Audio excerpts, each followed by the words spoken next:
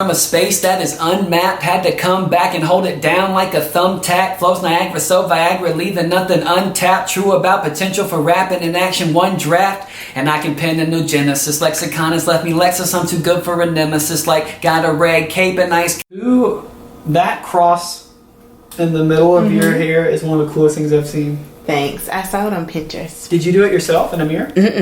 No, I went to okay. get it done. When you said you saw it on Pinterest, Like, so I saw like a girl with it, and then I told my stylist to do it. It's cool. I've never seen like the. What do you call it? I don't know. With I just told her I wanted like a braid, right? Because it's just rolled over once. Checkerboard. Okay. Next time you go ask. Checkerboard. Here's what I found. Okay, Siri. We got Siri checking. Yep, it's not a checkerboard. Hi everyone, my name is Honey, and I am here with. Hey everybody, Unnamed Rapper here. I want to thank Honey so much for letting me be a part of this and get to be the first one you guys get to go through this with. Yes, so the name of this show is The Process, and I will be diving into different artists, creative entrepreneurs, or anyone that knows what it feels like to be in the grind of it all. So we'll dive right in. How did you come up with your name? Yeah, the name was inspired by a couple of artists that I really liked when I first started seriously performing and writing. Chance the Rapper, his first two albums were huge for me.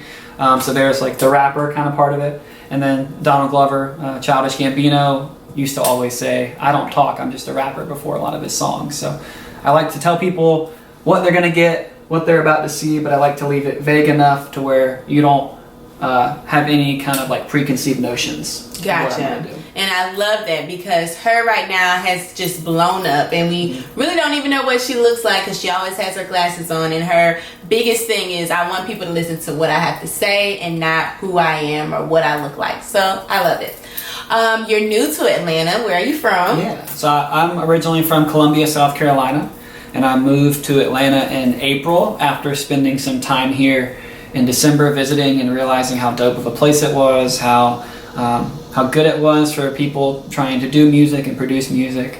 So it was an easy decision. Okay, now tell the people what your writing process looks like, because I know that can be draining at times, motivational, up and down valleys. So what does that look like for you? Yeah, for me, I have no idea. I think every artist is probably a little different, obviously, with what gets them like the best results. For me, it is days spent, long hours. I'm the kind of person that if I do something, I like to dive in. I like to do it until it's done, and that's done right.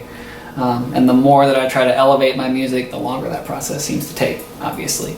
But for me, it's honestly the opposite of what I think a lot of the hip hop community is excited about. Like, I'm not out doing fun stuff with a bunch of people. I'm sitting at home writing and trying to get it done and trying to make it sound the right way, and hopefully it does, you know? Yeah, and it's almost like you have to have tunnel vision when you see what you want, and you just got to keep your eye on the prize and keep going, keep going.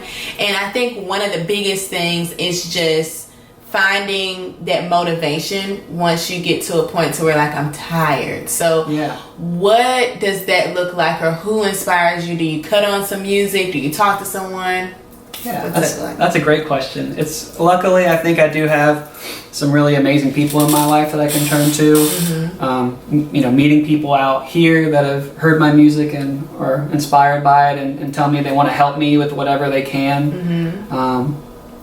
I know it probably sounds really cliche, but honestly, like any fan reaction, if I perform somewhere and I have a person or a couple people ask for my card or come up and say, hey, I really like what you did, or you remind me of this artist that I like. I know it probably sounds so cheesy, but that really is why I do it. I know some people may do this same thing for other reasons, but I just love getting to know that my music has reached somebody that I didn't know it reached.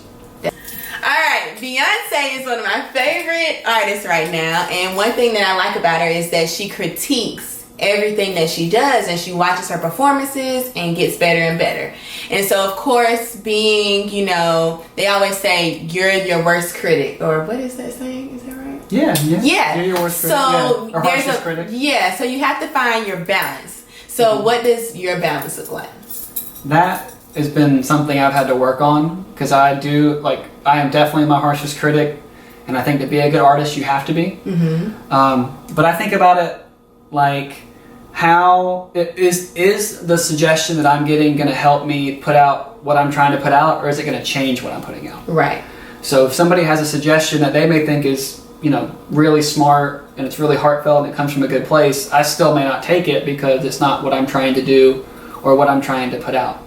So I think for any artist that, is kind of watching this, maybe wondering where do you draw that line, you have to be open to it, but you have to get it from the people that understand what you're trying to do. I think trust is one thing, but somebody really needs to know, okay, well, he's this kind of artist or she is this kind of artist.